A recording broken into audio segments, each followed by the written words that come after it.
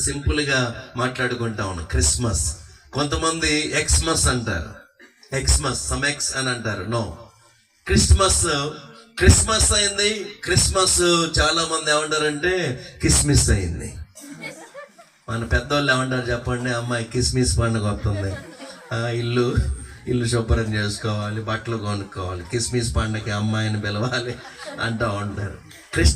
కిస్మస్ అయింది, కిస్మిస్ అయింది. నిజంగా ఇది కిస్మిస్ పండుగ కాదు. ఏం చెప్పండి? క్రీస్తుని ఆరాధించే పండుగ, దేవుణ్ణి మహిమపరిచేటువంటి పండుగ. యేసు ప్రభు ఎందుకు ఈ లోకానికి వచ్చాడు? దేవుడు మానవుడిగా ఈ లోకానికి వచ్చాడు. దేవుడు అంటే దేవహ అని వ్రాయబడింది. అంటే దేవుడు అంటే అర్థం ఏంటంటే దివ్యమైన తేజస్సు కలిగిన వాడు అని అర్థం. హల్లెలూయా!